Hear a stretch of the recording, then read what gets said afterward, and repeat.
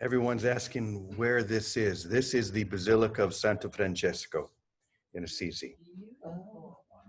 It's the upper church where all of the beautiful Giotto frescoes are of Francis's life.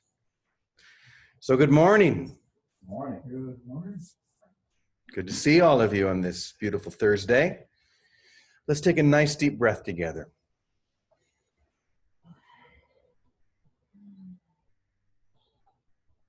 And we begin with those sacred words, I am here. Why don't you say that with me? I am here. And just feel the impact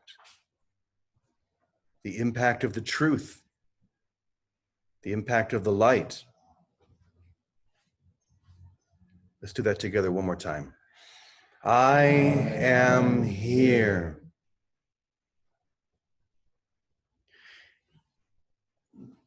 And if there was a question that could be asked, the only one I could think of is, why?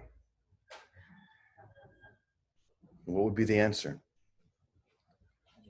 I am here only to be truly helpful. Exactly. I am here only to be truly helpful. What other reason could there be that would lead to where we want to be? But if we're going to be here together, if we're going to join, if we're going to share, why not do it in a way that is truly helpful, not only to each other, but to ourselves, that reveals the truth within us? We haven't done this in a while. Share that prayer at the very beginning of the session. But we're going to do it today. So if you know it, feel free to sing along. I am here only to be truly helpful. And I am here to represent the one who sent me. I do not have to worry about what to say or what to do. For the one who sent me directs me back to you, back to you.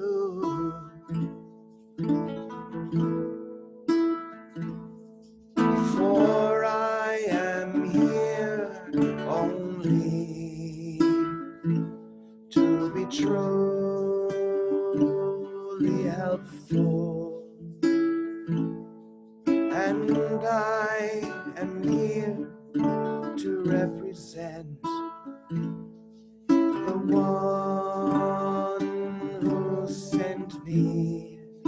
I am content to be where love wishes, knowing God goes there with me. I am healed as I let God teach me how to heal, how to heal. Let me feel this one now. I am here only to be truly helpful, and I am here to represent the one who sent me, the one who sent me, the one who sent me. I am here. I am here.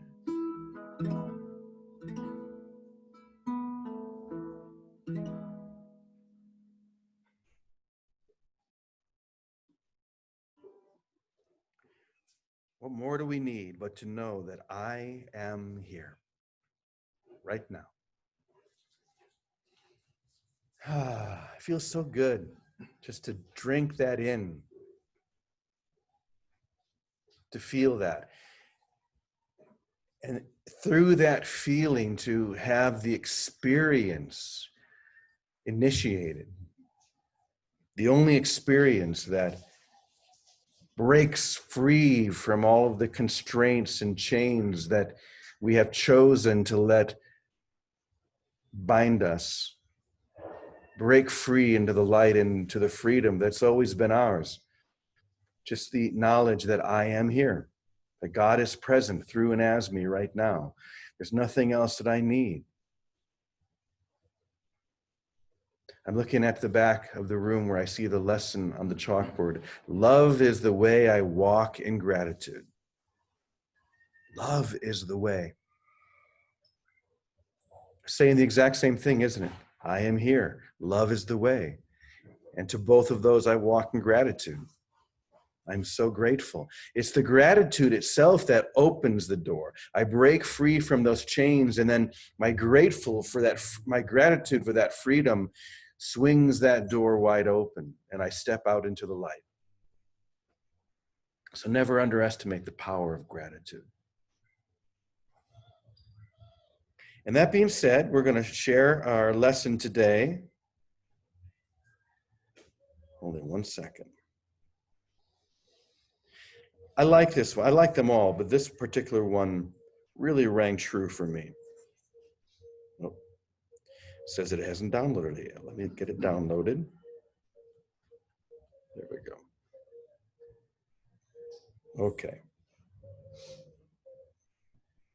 So, sometimes I hear people say things like, it's so difficult to believe these things. It's so difficult to believe that I'm not a body. It's so difficult to believe that this is not a real world. Of course it's difficult to believe. That's why you believe it. Do you think you would believe it if it was easy to believe? No. If it was an obvious thing, if you would walk around and see everything just kind of flicker in and out, it'd be easy to say, wait a minute, this is the Matrix. This is not a real world. This is the Matrix.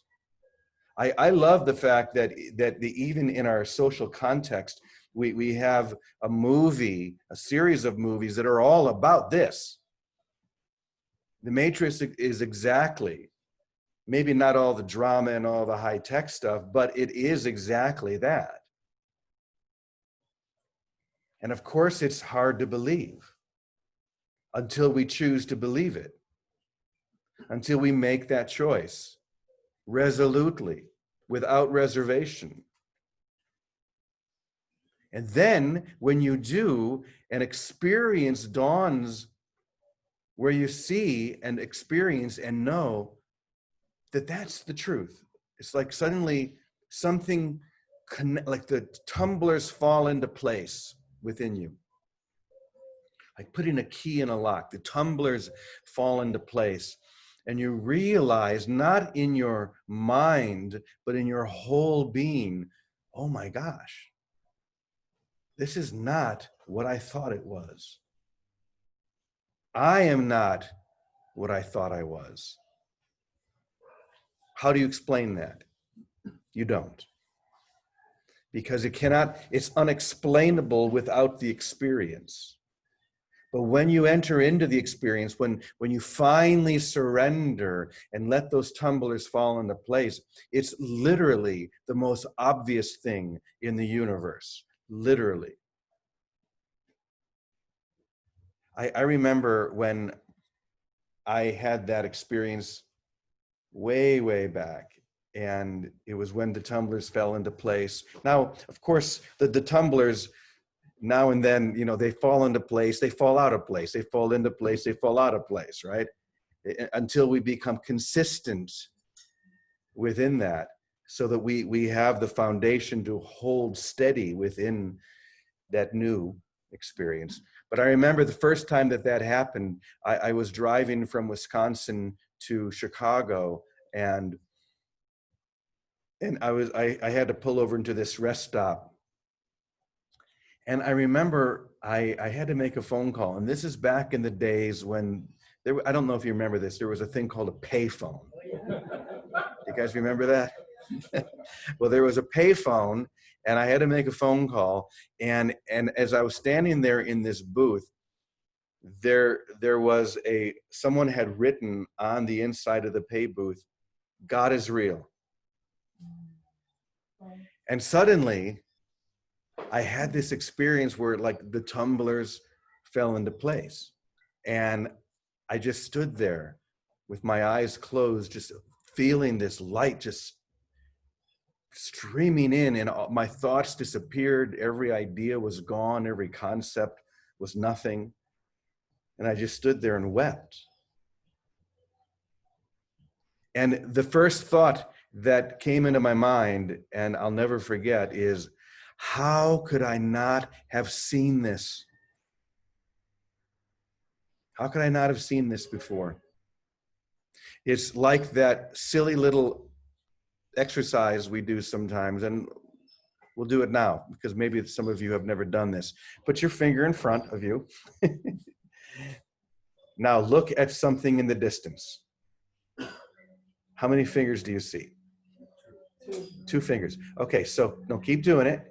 Now, I want you to, while you're doing that, now suddenly shift it so you're looking at you're focused on your finger, and you see there's only one. And you have the thought, oh my gosh, how could I not have seen this now? Say that with me. Oh my gosh, how could I not seen this before now? That's the awakening. It's a simple shift in focus where suddenly the two that were never really there become one. It's not that there were two and the two have become one. There never were two. You realize that you've always had only one finger in front of your face. So, oh my gosh, how could I not have seen this before now? It's so simple. So, with that in mind, let's hear this lesson. I understand how difficult it is for you to consider what I am offering, that the world you have claimed until now is not a real world. You have invested so much energy in the world where nothing ever satisfies you that you can't see that you live in a world where nothing ever satisfies you. Isn't that funny? Once again, you have invested so much energy in the world where nothing ever satisfies you that you can't see that you live in a world where nothing ever satisfies you. You instead pretend that you are satisfied. Does that feel familiar? You pretend that you are satisfied because accepting what I am saying, that finding satisfaction in a world where nothing stays the same is impossible. That feels like the ultimate sacrifice and failure. To accept the truth while we're still in that split consciousness feels like the ultimate sacrifice or failure. But listen to this and listen well. You cannot fail at something that never happened. You cannot fail at something that never actually happened. Do you see how simple my plan for salvation is? Imagine being in your nighttime dream and entering a race that you hope to win, but instead of winning, you come in last place. Does it make sense to wake up in the morning and mope around the house feeling like a loser? Of course not. You open your eyes and think, I never actually ran a race, so how could I lose? I promise that it will be exactly the same when you open your spiritual eyes and see what I am saying, that what I am saying is true. Then you arise as if from a tomb, and realize that life is not defined by anything other than the eternal presence we share. I love that analogy. Running a race in a dream that you lose. You don't wake up and feel all depressed because you lost. If you have a dream where your neighbor steals your lawnmower and refuses to give it back, you don't wake up in the morning and then go next door and punch him in the nose. That would be silly. You just simply realize that it never really happened. And that's all this is trying to get us to do, is to realize that that which we thought occurred in reality never did. What is another word for that? Anybody know? It's insanity. It's insanity, but there's one more. Realizing that what you thought occurred in reality never did.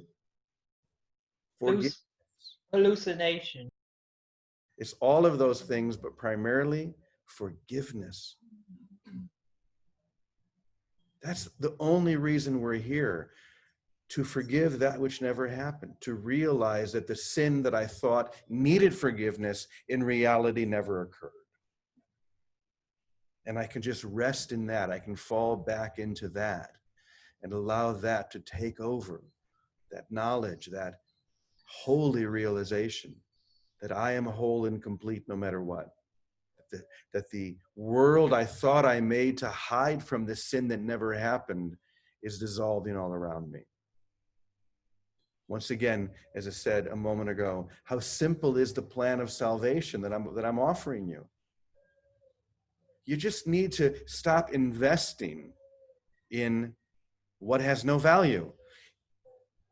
Let's say you had an inheritance from a parent, a grandparent, whatever, and you've suddenly received this large amount of money, and you want to do something with it. You want to invest it in something. More than likely, you're going to choose something that has value. A stock that seems to be on the rise, a precious metal, gold, whatever. A house, something that you're relatively sure is going to increase in value. That would be the logical thing to do with that money, right? Would you choose to invest that in something that you know has no value? No, that would be insane. You might do that if you were insane. Guess what? That's what you did. The insane belief that I could be separate from all that is, the insane idea that I'm isolated, alone, vulnerable, and can grow sick and die. That the truth within me that is eternal can grow sick and die. That this body is nothing more than a vehicle of communication which I use for a moment and then set it aside. But the truth in me is whole, is complete, never changes. Jesus talked about those types of things all the time when he was alive, investing in what has true value. And that's all we're saying. If you're going to invest an inheritance in something, invest it in something that is solid, that is truly valuable. And what would we call that? You. Invest in you with a capital Y, not you with a small y. All right. I saw Teddy, but I didn't see Vicky. Vicky, are you here? I'm here, Jimmy. Here's Vicky. Hold on one second, Vicky. I forgot to hook us up to the Bluetooth.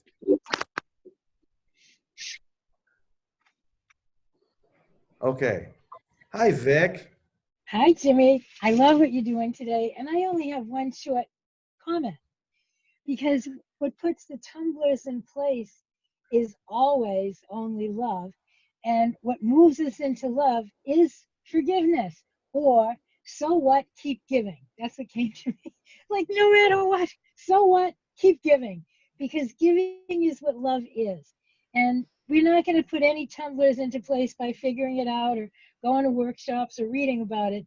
It's got to be experiential. It's got to be in wherever we find ourselves, high or low. So what? Keep giving, because giving is what love is, and it's what sets the tumbler straight. Then you're just walking down the street, and all of a sudden it's all shifted and clicked in. It is that simple. Let's help each other keep it that simple. Love is the answer. It is the revelation of ourselves as the living Christ, as what God is. That's the revelation, but no revelation till we experience it ourselves. So what? No matter what, keep giving. That's all. Yeah. So I invested into something that had no real value. So what? Don't Just keep don't beat giving. yourself up. Like, just keep giving. You don't say, I invested in something that has no value, doggone it, and then beat yourself up. Because it had no value, there's no reason to beat yourself up. Right. Because you didn't lose anything. How simple. Thank you, Vicky. Where are you, by the way? I'm delivering my produce. I'm in front of the Carmelites of Boston, actually. Oh, delivering produce to the Carmelites. All the nice, Yeah. only you. So what? Keep giving. So what? Keep giving, even to the nuns. Teddy, would you like to share anything? Well, sure. I've been listening, and it all makes me laugh because the only problem that we have is believing our own definitions of words, rather than accepting, the use of the words as they're given to us, say in the course, because each word has its own meaning. And one of the early statements is, God only gives, and therefore so do I.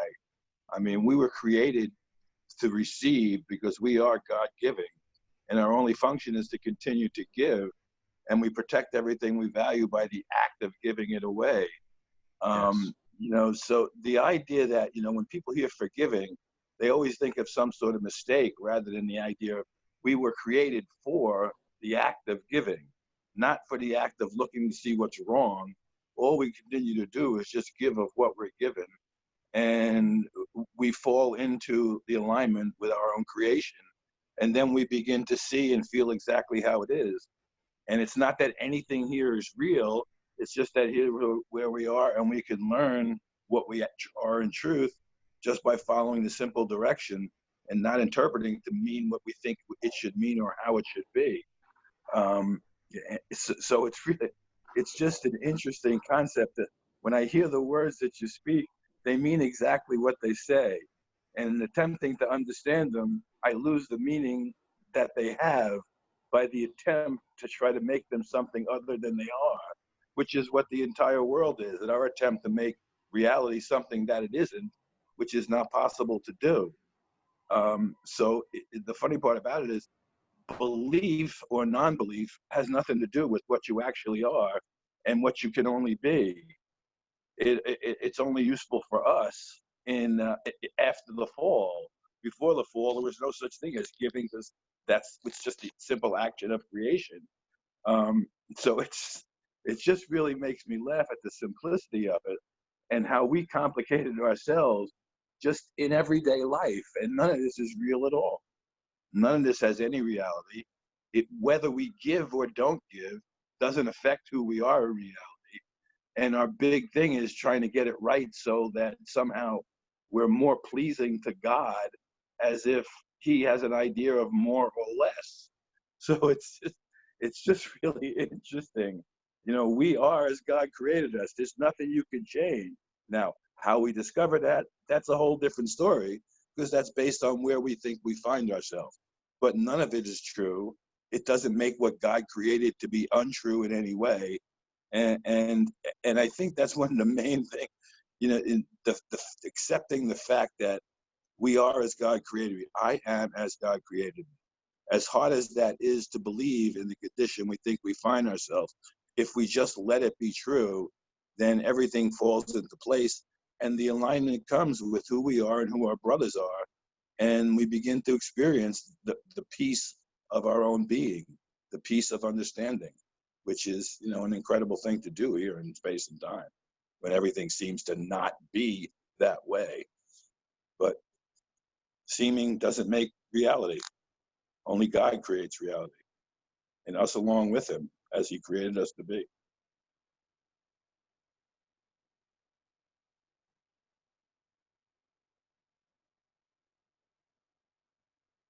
I think Jimmy's mic's off. Maybe. Let's see. He might be frozen. Let's see. Sorry about that. Oh, We there had you a go. bunch of dogs in the background, so I muted myself for a moment. I was just saying I love that you showed us how simple this is and brought us back to that one thing that God only gives, and that we were created for giving as Right. well. That's it. That's And then we forgiveness. give, But we it's- just yeah, just forgiving. give of what we're given, and that's all we're asked to do. Give of what we're given.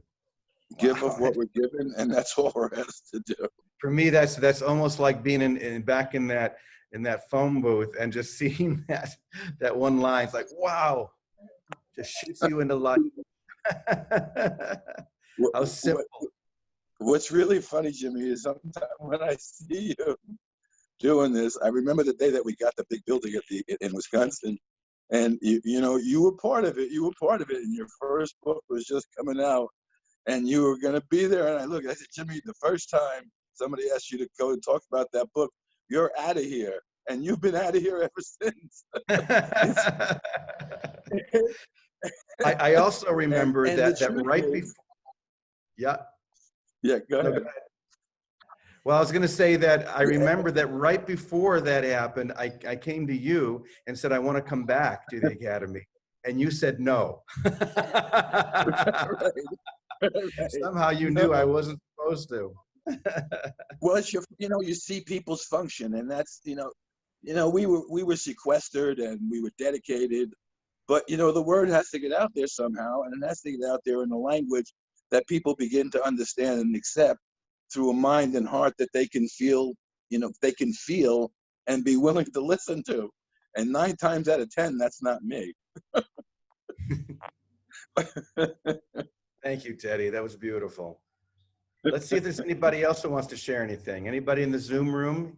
Yeah, go ahead, George.